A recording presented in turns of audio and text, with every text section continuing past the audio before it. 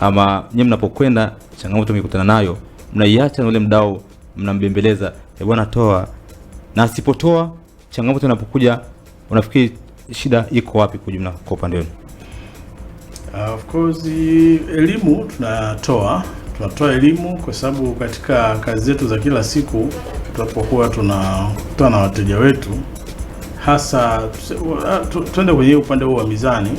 Bado katika kaguzi uwezi ukakagua ule mzani mpaka unamaliza hujaongea naye, hujamuelimisha nini namna ya kutunza mzani.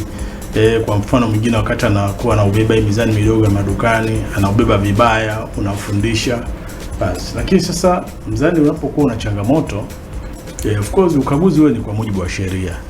Na kazi yetu ni kusimamia sheria. Kwa hiyo tunapofanya sio hatufanyi ile kila, yani kwamba it's not option, yani is mandatory, yani compulsory, lazima kama anatumia kwenye biashara lazima hakikishe unakaguliwa, na kama ukikaguliwa ukaonekana una changamoto lazima utengenezwe ili uruhusiwe kuendelea kutumika.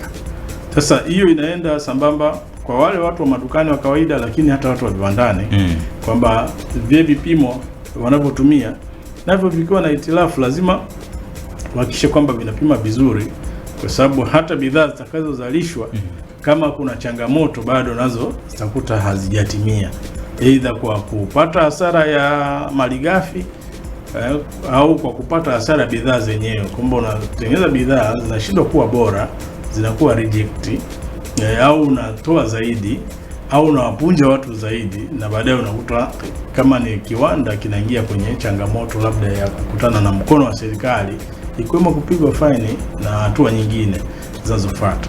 Sasa kwa hiyo mteja kama amekaguliwa kipimo chake kina itilafu, kuna procedure za kufuata, yani kuna utaratibu ambao anaelekezwa namna ya kufuata, ikiwemo kukirekebisha. Lengo la hii taasisi ni kumlinda mlaji kama ambavyo amezungumza. Ikitokea mlaji akawa na mashaka ama akahisi kabisa mimi nimepunjwa